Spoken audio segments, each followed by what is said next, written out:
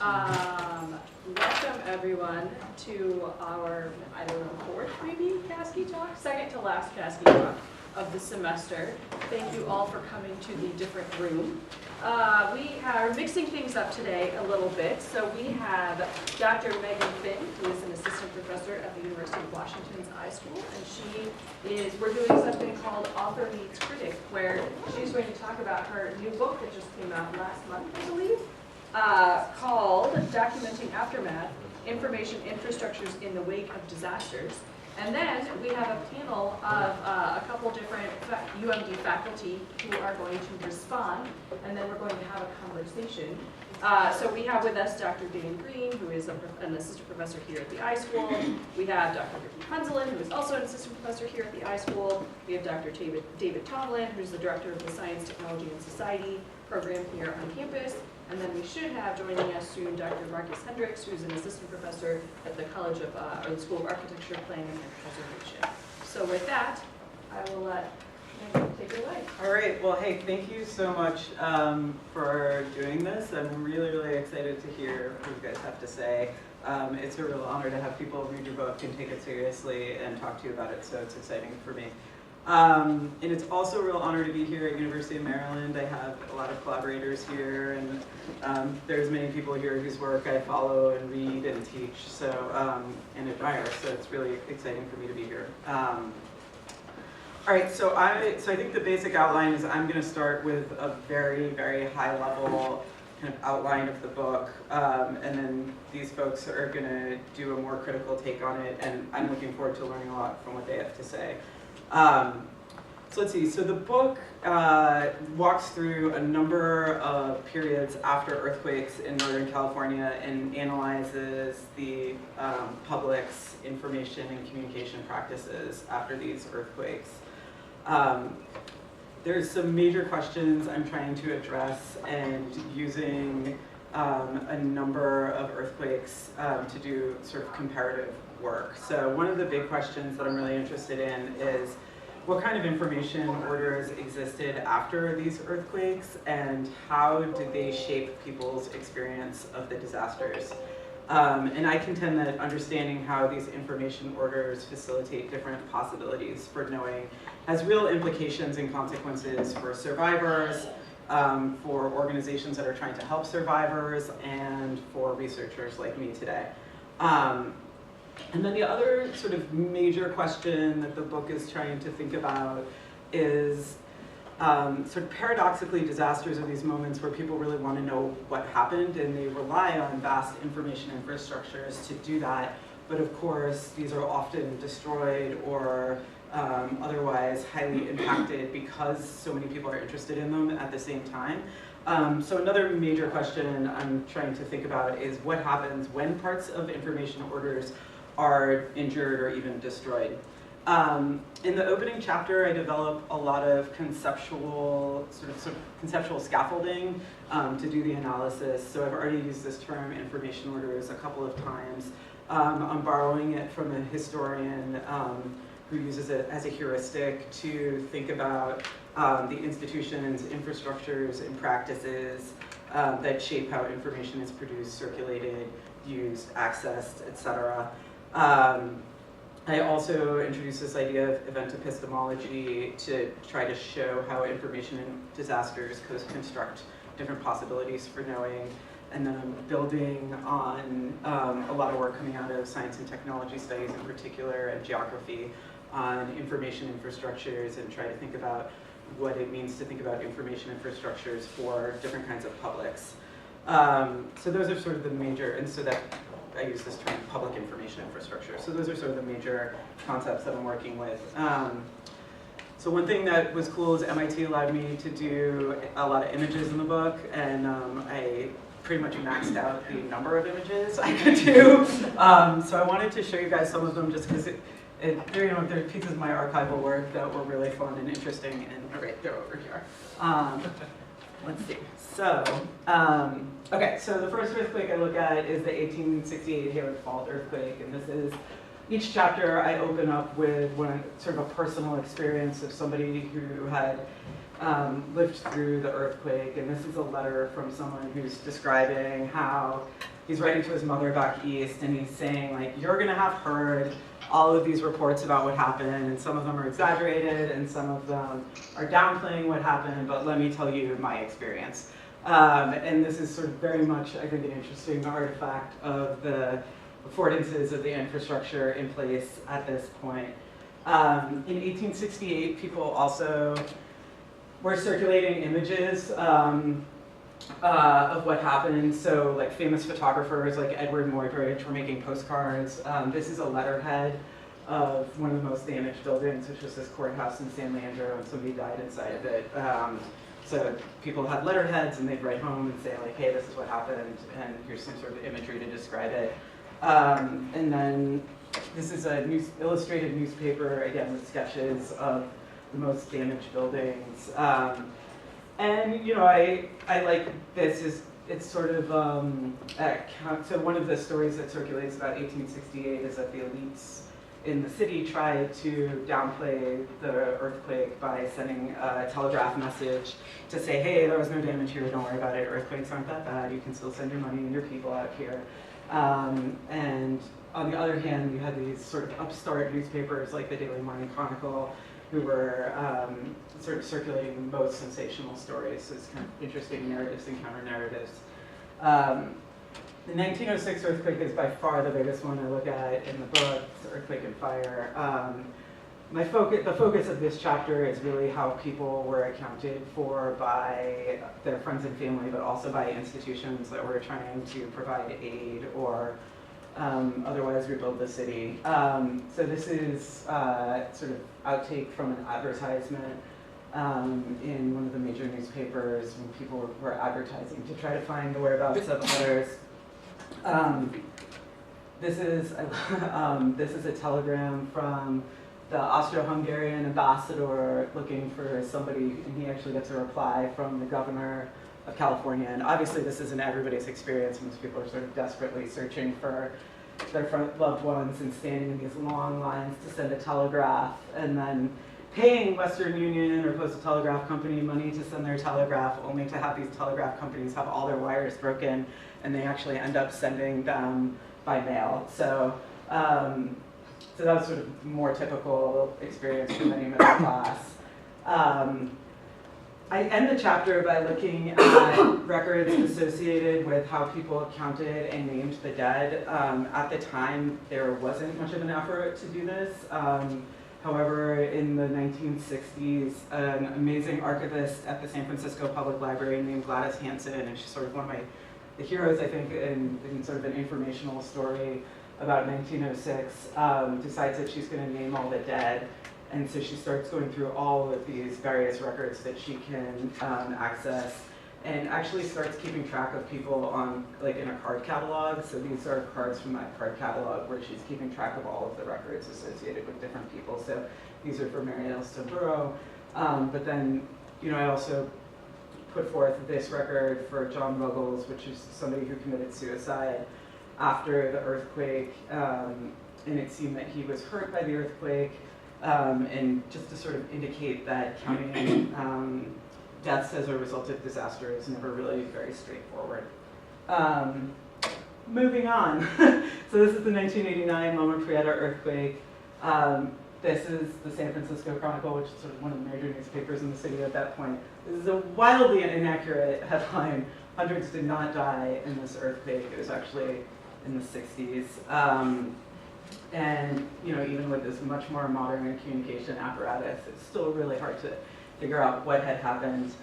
Of course, the 1989 earthquake occurs after there's been this long Cold War and this huge buildup of disaster response apparatus through the civil defense organizations, and it's really the first disaster that I look at in the book where the government has a planned response to what's happening. And they envision that there are going to be these producers of information, and that the media is going to be this unproblematic conduit, and the public the willing receivers, you know, and they'll sort of control everything that's gone on in this very kind of straightforward Cold War communication model. And of course, that's not what happens. The media is telling their own story about what happened.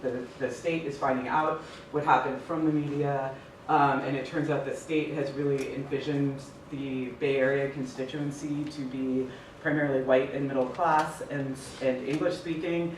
And so an entire, what I call an alternative public information infrastructure arises to support Spanish speakers in the Bay Area, who are really the most affected populations, arises after this disaster. So, so again, the media, and these are folks in this town called Watsonville, sitting around a radio, looking for news. So the book, the second to last chapter in the book is my sort of what I've been calling my humanities chapter, where I'm stepping back and trying to take all of the lessons I learned from all of this deep historical work and say, okay, well, what can we say about the information order in 2018?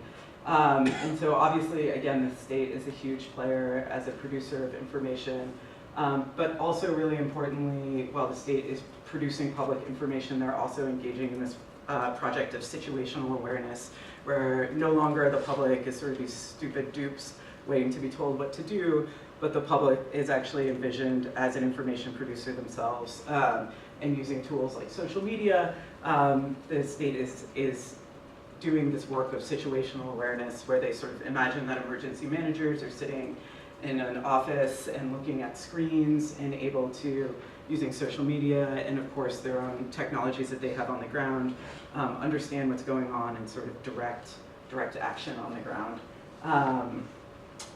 Yeah, and then the conclusion revisits the original questions from a comparative perspective, but I've already talked for longer than I wanted to. So thanks again all for coming. Hi Marcus, come on up. I was just giving a quick overview before I pass it off to you guys. And I don't know whether, do you want me to like sit up here while you guys come up, or do you want to talk and stand, or? Join us. Yeah, sure. Okay. Yeah, maybe you guys can all come up and you can all have like your conversation. Okay, that'd be great.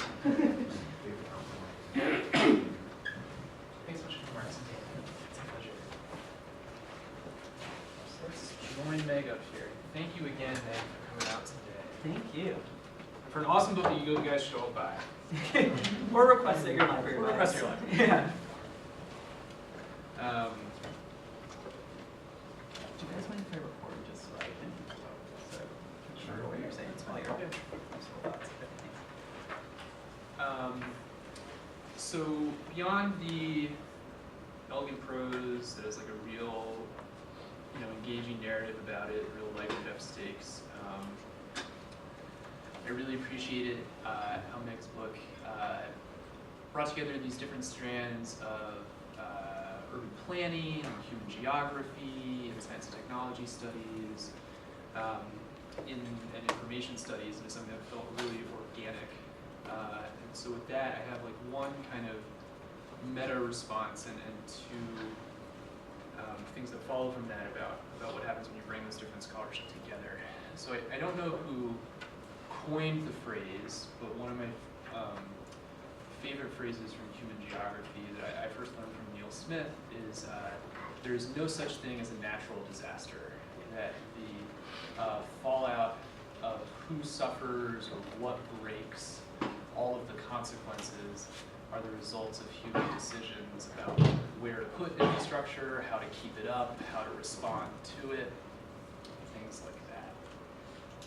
And to that kind of lengthy body of scholarship that we've seen in the record, but also revealed again and again in incidents like Hurricane Katrina, where there was clearly parts of the city that were protected from disaster, pieces that weren't, or Puerto Rico recently. I think Meg's book adds a new aspect to that about this information order and how the fallout from a disaster is measured and calculated and distributed and responded to. And I think that's most clear for the very seemingly basic from the outside tasks of counting how many people died and counting how much damage happens to the city. And there's an enormous fight in every instance, but probably particularly in 1906, about who gets to say how many people are dead and circulate that number. And there's a conflict between different parties that either maybe want want to sensationalize that, to sell papers or play it down, to borrow it, bring an investment. And then there's the fight to claim like what is damaged where and how much. So like the 1989 earthquake, the now kind of very national broadcast media focuses on this kind of sensational damage in highly populated areas in San Francisco and Oakland, to the neglect of the places actually closer to the center of the earthquake, which is like Santa Clara, wasn't it? Santa Cruz County. Santa Cruz. So this debates over like where the damage actually is, seemingly like the most basic fact of recovery from a disaster, I think is brought out immensely well here, and something that can be used in a variety of fields, the kind of information infrastructure that emerges from a disaster to decide whether it's a disaster in the first place.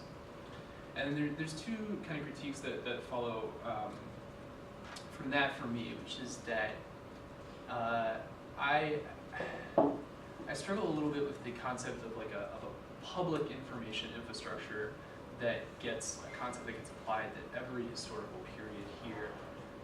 Is I'm not in, well the book like clearly acknowledges and describes like that who constitutes that public is different in every historical period. I'm not sure that the concept of a public is the same thing in these different media orders about who is assembled, who can talk. I'm not sure that describing newspapers, broadcast media, Twitter, and the government's disaster response emergency broadcast system as like public media is all necessarily the same thing. And to your credit, like the conclusion especially goes to this with Twitter and Facebook, who have like different responsibilities to shareholders than say even a newspaper does, or Bell Telephone did, much less the feds. But I think most of the concern is that, especially in like the kind of like public sphere version of a public, there's usually a question of debate and circulation, and especially in like the government's imaginary of like what earthquake public is in 1989. It's very clear there's not supposed to be a lot of discussion. It's like a one-way trip for information that we tell you where the disaster is and you respond to that. And people may build something from that, but it's not clear that that's what it was built for in the first place. And then following from that, I wonder if you're too nice about the closing chapter, especially in saying about the bureaucratization of disaster response, where to give you guys a clear idea, there's this really brilliant argument throughout that the leading technology for disaster response that evolves over the course of the 150 years or so this book covers is not social media or newspapers, but it is the work of bureaucracy, and that's the biggest thing that changes in 1989, is that there's now this bureaucracy mobilized to handle things. And one of the goals of that bureaucracy in 1989, and what would be the same if a similar earthquake happened today, is to establish situational awareness and to catalog in detail the information about the disaster that happens everywhere.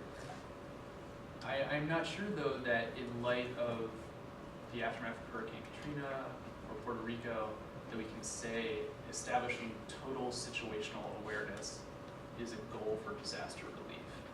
And like we kind of see that in the way that the feds imagine the earthquake public in 1989 as white middle-class property owner people who will receive it through normal channels. And I wonder whether or not that's an honest mistake, whether there is like certain aspects of situational awareness that are always like deliberately forgotten, like information that you don't want to gather or you don't care to gather in the first place. So I would think about that in terms of how the state especially responds to disasters, and maybe it's even more important for the other pieces of the puzzle, like social media companies and stuff like that. Maybe there are probably things that people don't want to know, they don't want to be situationally aware of, and people die because of that. Yeah. And I don't know if you want to like respond in piece, or if you want to like go down the line. Like, what do you? Why don't I quickly respond to? So I definitely sort of agree with the criticism that it's really hard to come up with conceptual apparatus that makes sense across a 150-year time period. and I struggled with that, whether it was sort of an appropriate lens to apply to different periods quite a bit, particularly because the way infrastructure is sort of conceived in a lot of literature is very much related to ideas around like modernity and stuff like that, and it's pretty hard to separate those out.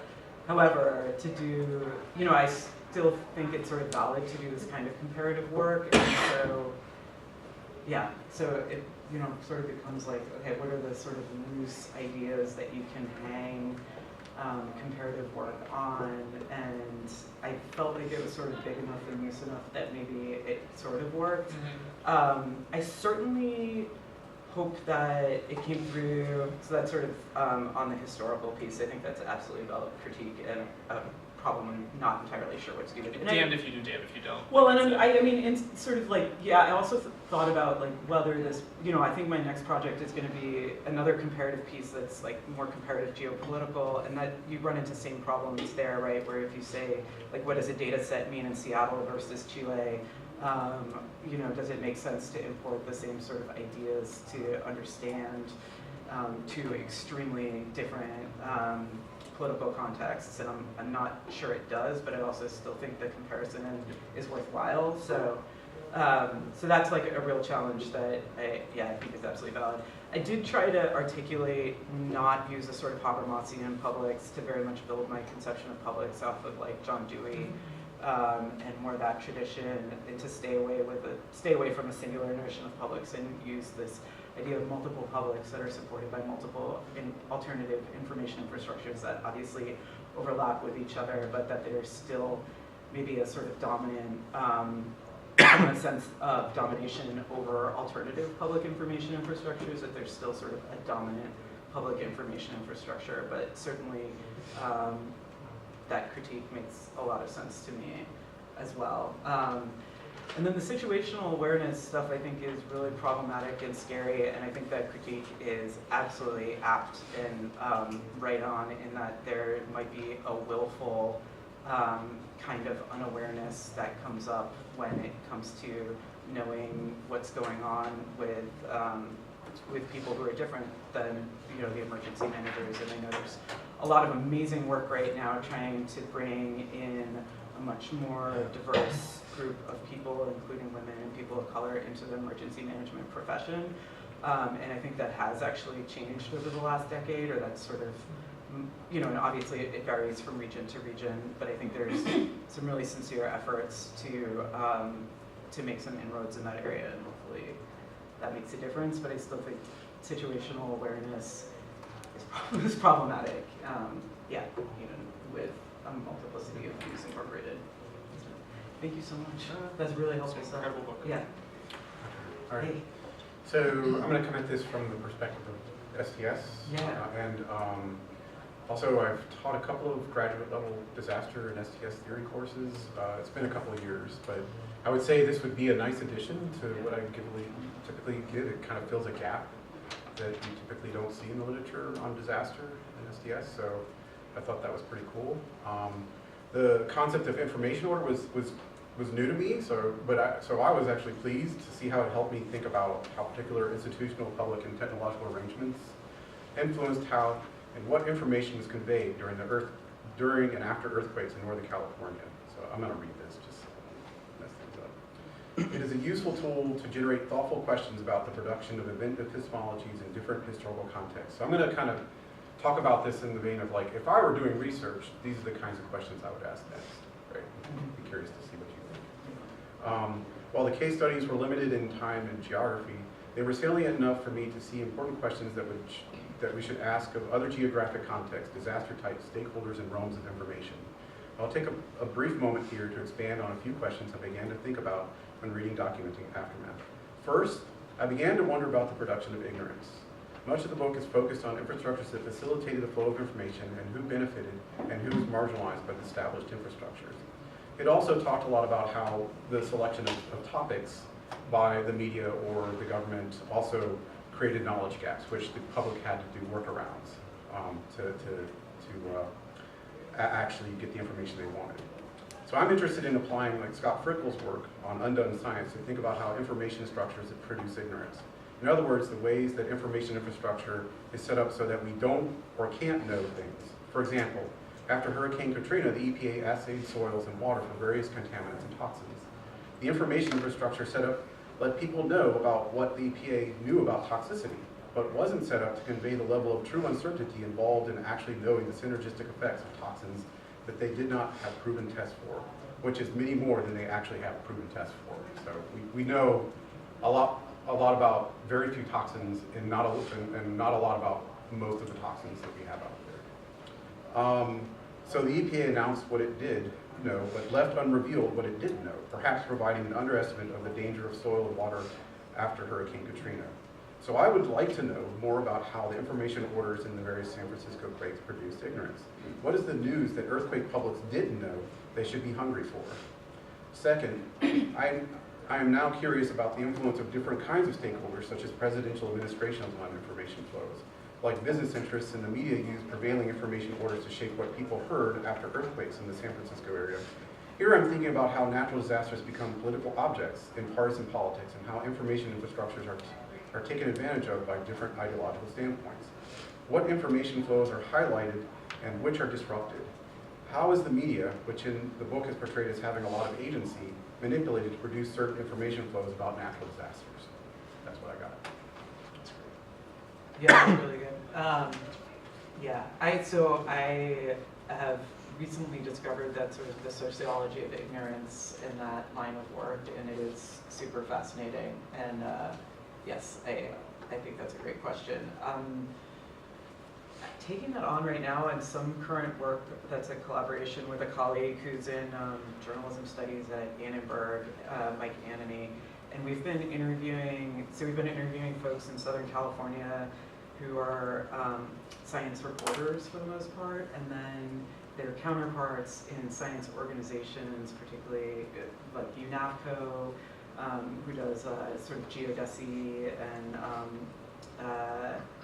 like LiDAR imagery, USGS, Sea Grant, which deals with tsunami stuff. Anyway, so we've been asking them about scientific data sets circulating in the public, and like we're very interested in this LA Times product called QuakeBot, which automatically takes tweets and text messages from USGS and then writes news stories with them, and sort of comparing and contrasting how those journalists are making use of scientific data versus other projects which are maybe building more archival or sort of interactive displays. And one of the things that we've become obsessed with is how uncertainty is expressed in sort of scientific reporting more generally and in projects like that, because scientists all say to a T that we've talked to, is like, of course we don't really, we're constantly updating estimates, and when we say magnitude is one thing, we might think it's something very different a couple days later when we get more data in from different sensors and reevaluating, and all these sort of normal scientific processes are very hard to express in public spaces. So I don't have an answer for it other than to say, like, I'm really obsessed with it. One thing that's come out of our interviews that's been interesting is that the scientists are all like, God, I just wish the public understood uncertainty.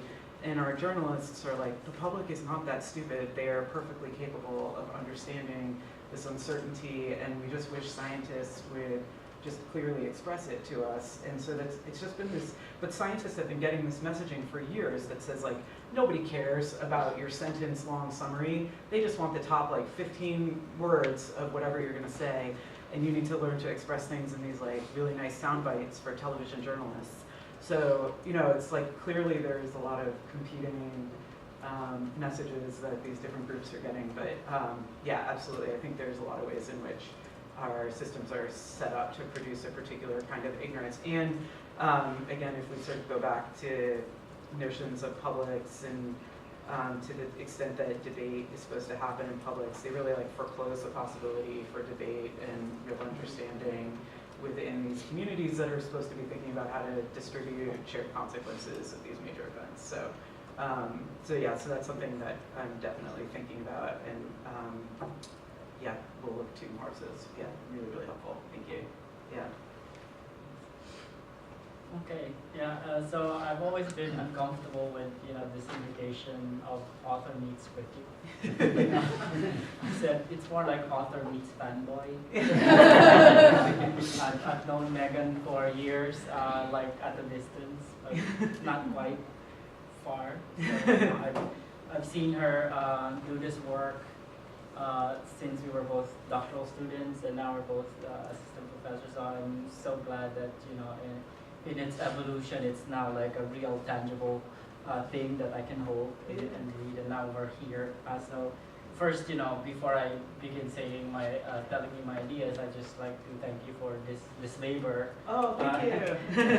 And it's long coming. And I'm here, my perspective here is more of somebody who grew up in the Philippines, which is a disaster-prone country. I lived through several earthquakes and volcanic eruptions. And when you talk about the infrastructure, for public information and knowledge, I come from a context where the infrastructure is at best questionable, right? And it's not even there.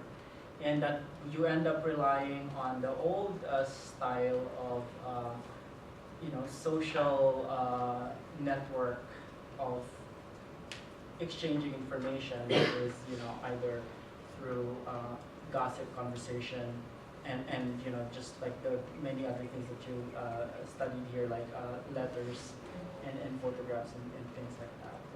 When you don't necessarily, where your first inkling is not to rely on government, but on other things that are also like, functioning as infrastructure. So that's one context that I have. The other context that I have is like, I'm an archivist and a scholar of archival science, and one of the things that I was interested in as I was reading this book is, how do I market this fantastic piece of work to archivists?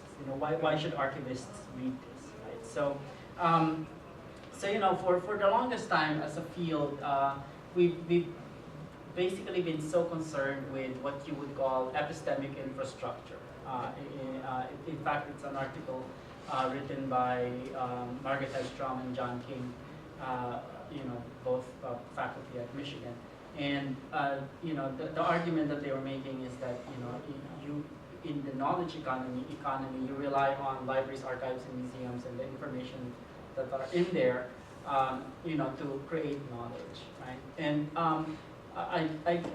this book, I like this book because it's a kind of intervention that tells us, like, no, you go beyond these usual knowledge infrastructures, like that it's actually in the production of these documents and in the exchange and the way they circulate at the moment. And I do think that, my field has always been in search of, how do we characterize the role of records and documents in society beyond the traditional ideas that we have when they become collections and institutions. Like, we always assume that it's actually too late when you are guided by concepts around record keeping that's largely been dictated and created by institutional practices. Like what are records in their moments of production as social actions, as habits of people, like in the moment. And I think you provided a good opening for us, people who are studying record keeping in society, not just in institution. It's like maybe perhaps you should look at this notion of infrastructure and this notion of moments when things break down and there's a disaster, and then what documents and records might mean. And you also, I think, another thing that I like about this book is that you touch on the politics of memory, remembrance, and beyond that, knowledge production. And I do think that this resonates very well with in my field. And so this question of what is knowable And also the question of you said like how do you reduce ignorance, right? And which made me think about you know, in the era of post-truth and fake news, I'd be very interested in, you know, having to look at the culture of disaster survival, you know, because I do think that in different places, in different contexts, with different infrastructures, you know, you want to survive, right? And despite, you know, either the strength or the weaknesses of the infrastructure. And, you know, like I was looking at, you know, I was really very interested in understanding, you know, the cultural component of this, because I think that people perceive and use infrastructures based on, you know, those elements. And also, the relationship between, well, there's several, you know, relationships that you're building, but to me what resonated were like basically, well, there's the public and the experts, you know, like people with scientific knowledge and technical ideas telling people that this is what it is, right? But there's also, yeah, the bureaucrats and the publics, which the bureaucrats, you know, you have to run the government and make things efficient. But there's also the politicians and the public, and the politicians, like, you know, like the best example is the moment that we're living in, you know, like they're like their own beasts, right, of knowledge creation, and you know, and these are all different characters, and then, you know, you can splice it in different ways. There's I guess, you know, religious organizations or universities, and, you know, and so forth and so on. And so for me, that said, is that, you know, what's the archival element, you know, and to me it's basically, well, you are providing, and I'm convinced that, you know, this should be read by archivists, you know, you're providing us a kind of path to look at beyond, you know, the day-to-day work that we do in repositories, and looking at society writ large, especially in these moments of catastrophe and disaster, and also very ripe with you know, interpretive meaning. And also, finally, I'd like to say that, you know, we're all male here, so. Dan and I worked very hard. I tried. I'm so sorry for this. I've always been uncomfortable with an all-male panel. Well, I'm lucky enough to have my student Meg Young here visiting from Seattle as well, and I was like, is it possible? We had a long discussion about whether it was possible to have a feminist panel, and we decided yes, it is possible, particularly if it's because lots of women have said, I can't make it because I have other responsibilities, was ultimately the decision we made. So I appreciate it. We worked hard on it, not to make that the case, but yeah, it's okay. Thanks for acknowledging it.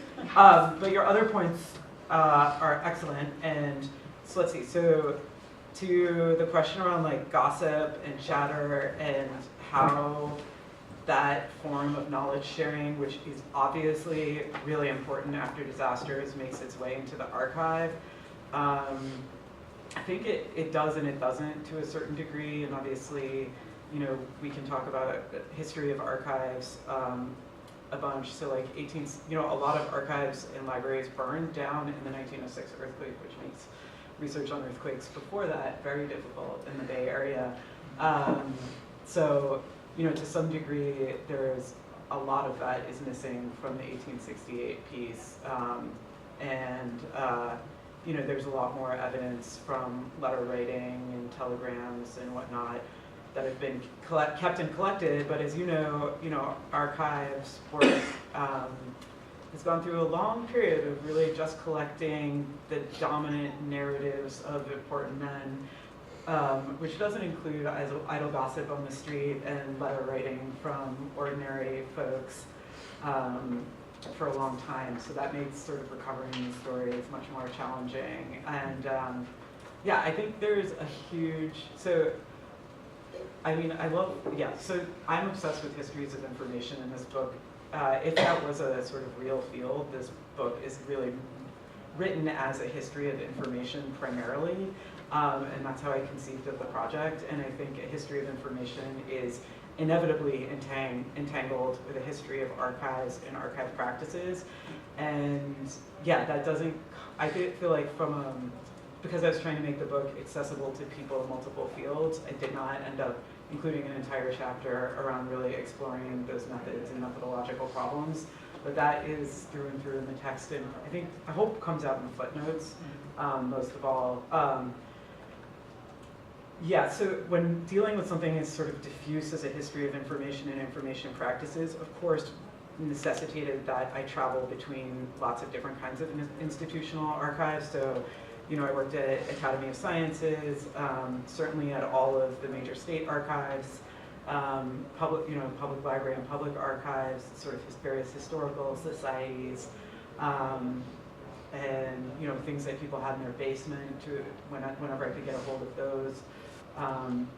You know, in 1989, certainly there were a lot of academics working at the time collecting stories about what happened afterwards, and I was able to get access to some of those records. Those media diaries were so cool. Yeah, the media diaries were was really a nice discovery. Yeah. That student actually published all of the text from those media diaries along with her dissertation. So yeah, I relied very heavily on dissertations that were actually written about the '89 earthquake because they contained a lot of first-person accounts. There's also this amazing ethnography of a woman who was an anthropologist at San Francisco State at the time working for the Red Cross in Watsonville in the Spanish-speaking area. That was a really sort of nice primary document for me to have. So yeah, so anyway, yes, to traveling across all of these different kinds of institutional archives to generate this history of information. And yeah, the history of archiving and the practice of archiving are very much inevitably entwined in this kind of work. Yeah, and also limiting to it. So yes to all those things. I think there's a lot of amazing social scientists doing excellent ethnographies that I think are starting. One of my students at University of Washington, whose name is Dharma Daly, has been doing some amazing work where she's doing the on-the-ground ethnographic work, kind of capturing gossip and informal sort of gatherings and really being present there, and then also studying. So she looked at a landslide in rural Washington state named Oso. So she's present as an ethnographer and then has also gone back and been studying people's online social media practices. So I think, you know, there's a lot of really great disaster researchers doing more of that kind of work. But yeah, so I think there's a lot of opportunity in that area as well. Thank you so much for those comments, really helpful. Marccus. Good morning, and thank you again, Meg, for inviting me and having me here. My apologies for being late. Class ran over. But I think that sort of my immediate thoughts, if I were to describe sort of the book in sort of 3 words, I thought to myself that it was fascinating, right, in terms of documenting the historical legacy, how we communicate and document impact as it relates to disasters. I also thought about how critical it is, not only from sort of a physical infrastructure context, but just how we disseminate information, how we communicate risk. And sort of tethered to that communication of risk is timely, right? Mm-hmm. And in terms of what we saw this past weekend, in terms of, I think, what has captured headline news and will capture headline news throughout the remaining part of the week. And it's kind of, you know, I think one of the huge challenges that we have sort of in this moment is, in fact, sort of how do we effectively and ethically communicate risk? How do we sort of document the experience and impact of communities and people and property? And sort of how do we, especially from me coming from a planning background and thinking about not only how do we plan for progress and the adoption of innovative technologies and platforms, but then also how do we sort of stay, you know, grounded in sort of the historical ways in which we have disseminated information, because especially in thinking about sort of this collision of, you know, interdependent infrastructures, and in the case that sort of some of the ways in which we currently rely on communicating information are disrupted, how do we tap back into the historical ways in which we communicated that information, right? And you know, as a planner, I tell my students all the time, it's really like planning, and I appreciate it sort of that it spoke to multiple disciplines, and I think it really set a strong foundation in terms of how the challenge that we all have across these disciplines related to information and ordering, and who has voice and who has agency, right?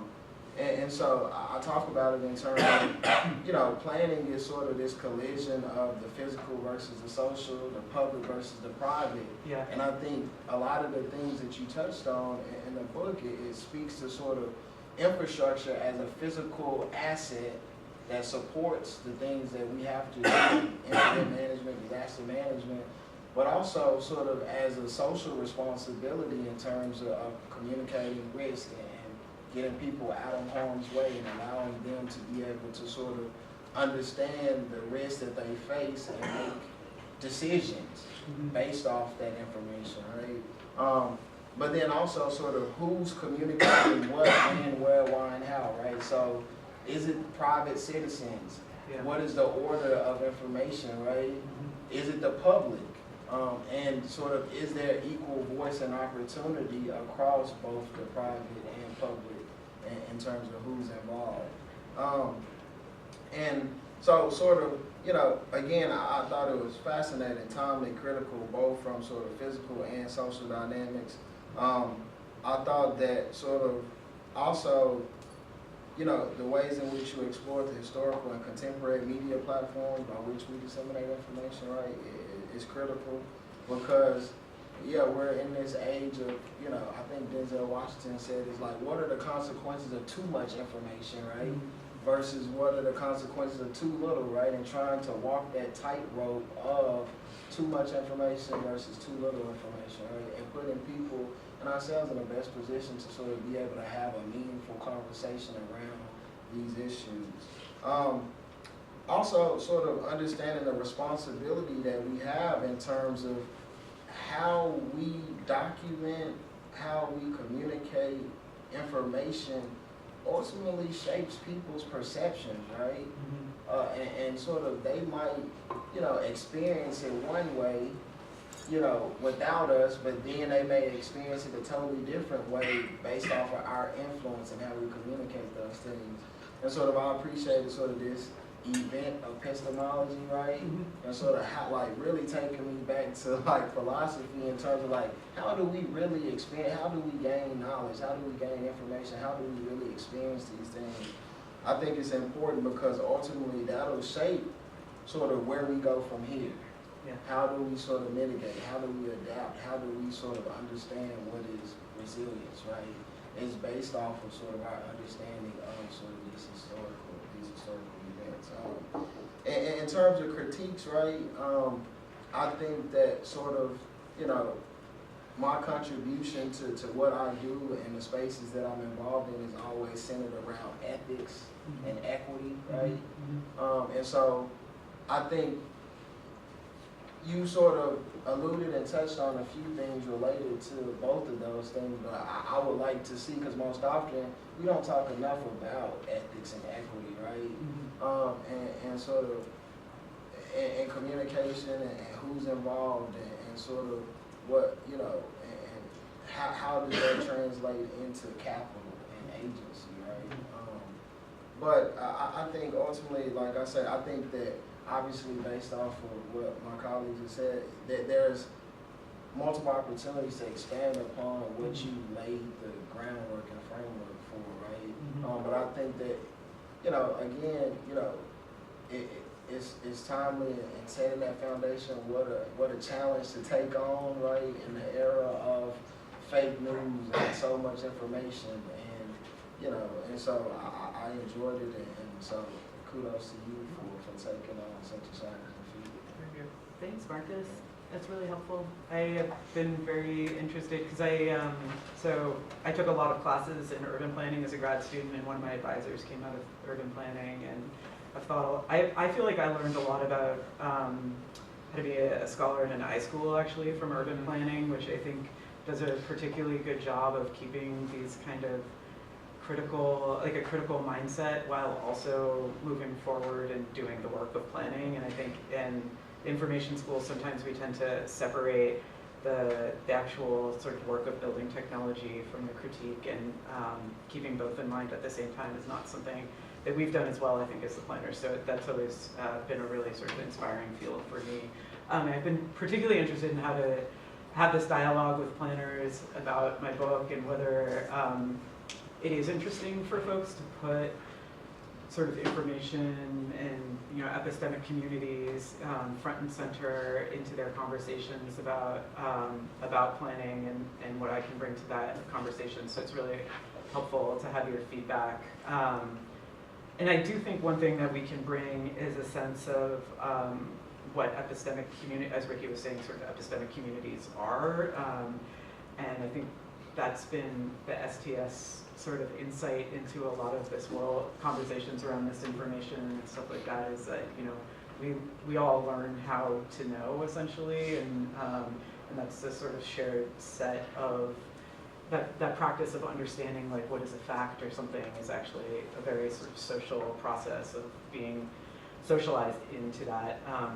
So I think I hope that that's something I can bring to the planning world in thinking about this really hard. And then, yeah, you're my colleague, Scott Miles at University of Washington, has been talking to me a lot about, so disaster studies is a whole field in and of itself, and he's been advocating that sort of equity absolutely needs to be the foremost thing that we're thinking about in terms of disaster studies, because the U.S. legacy in disaster management has not been the legacy of U.S. disaster management. It's always been about serving the middle class and returning things to its original order, whether that order is equal or unequal, right? So, so Scott's really been thinking about this a lot and pushing me to think about it a lot, and I appreciate that, because I think that is an area that I'd like to push farther into in the future.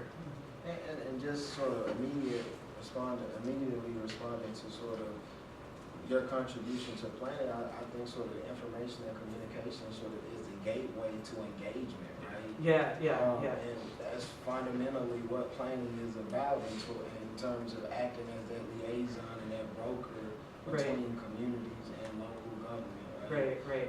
And if we don't have sort of a robust understanding of information, how we communicate things, which we don't do really well, right?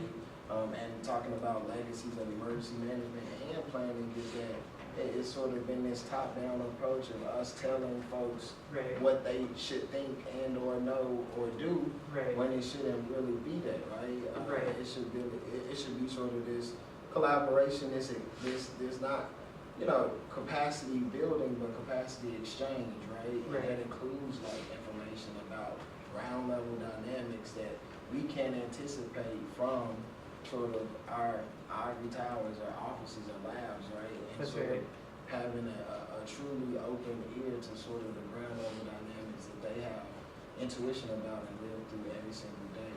That's right. Whether it's everyday environmental issues or, sort of at the nexus of resilience, disaster. And I do think it's an area that, the Obama era programs around, there's these things called CERT, which are community emergency response teams, that are neighborhood based and neighborhood driven. I think are really innovative projects in this area to try to do some of that work to kind of rebalance where the knowledge is coming from. We maybe have time for like another, like, if anyone in the audience has a question or two they wanted to, okay. Oh, hi. Yeah, hi. So thanks for a really great talk and panel, whatever. So trying to bring together some of the comments from the different respondents, I wonder if you could say more about how uncertainty is expressed in the disaster situations you write about. I have the book, I should read it before asking this question, but No. I'm kind of wondering what can what's your sort of quick take on like what we can learn from what people designate as certain versus uncertain across the disasters, sort of what they kind of lock down by recording it? Interesting. Let's see, so I'll answer that in two ways. So one is to say that I think the idea of sort of certainty versus uncertainty in like a public sphere sense is probably pretty new.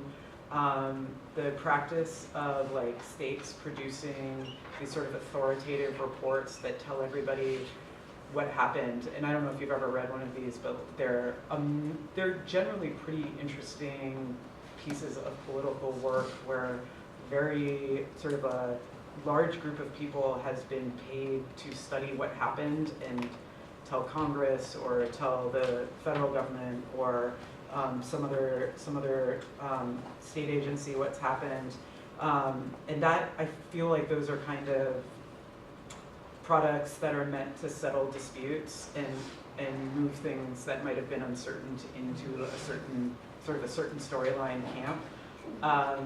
And I think that practice is, while people have been writing reports like this for as long as the country's been around, like the Whiskey Rebellion, I think, was the first sort of after-action report that was written.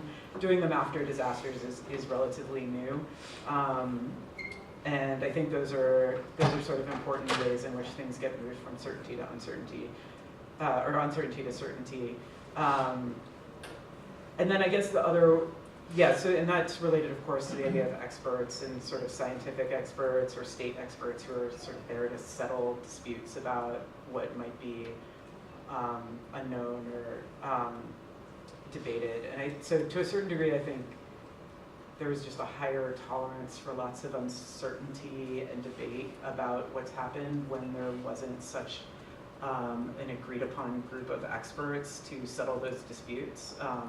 In like the 19th century earthquakes that I'm looking at, for example, people are really like unsure as to why earthquakes happen, and there's all of these different theories floating around, and people are weighing in with different ideas and sort of writing into newspapers, and newspapers are printing like, hey, this person thinks this is why this is going on, and that's very much sort of part of the conversation, if that makes sense.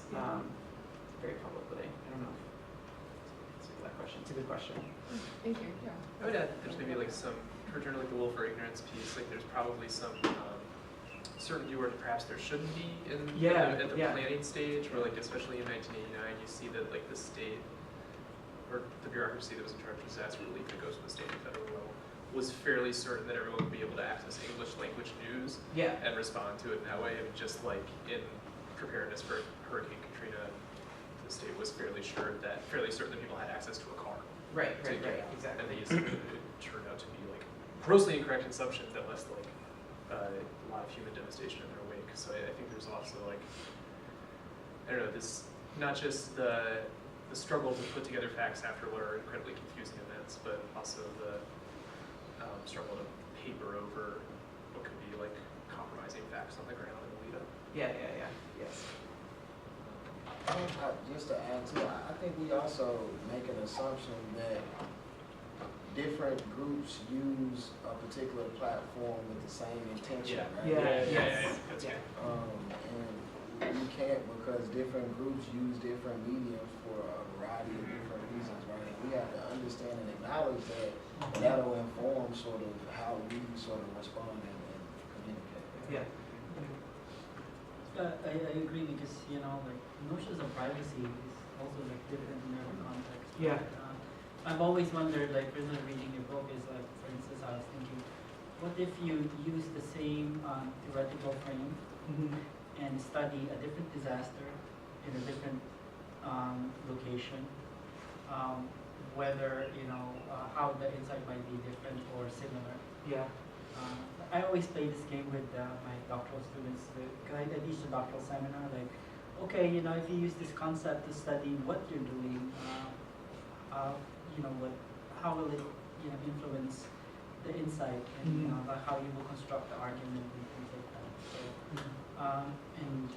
So, so I just think that this is an exciting area. One more, close this out.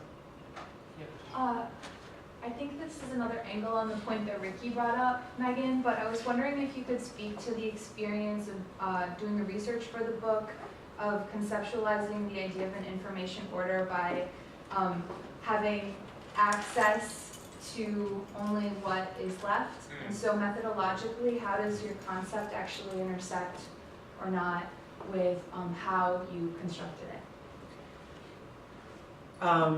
Yeah, so I mean, I feel like that it added a layer of complexity in that the telling of the story also has to be this telling of the information orders that came after, in some sense, which were preserving particular artifacts and not others. And I'm not sure that I achieved that in the body of the text. Again, I hope that came through somewhat in the footnotes, which are sort of ridiculously long, I acknowledge. But yeah, that's where I sort of hoped to raise those issues, I guess. It's a good point. They're unknown unknowns. There are so many unknown unknowns. Yeah. All right, we are at 12. Thank you very much. Thank you guys so much for coming. Thank you. Thank you.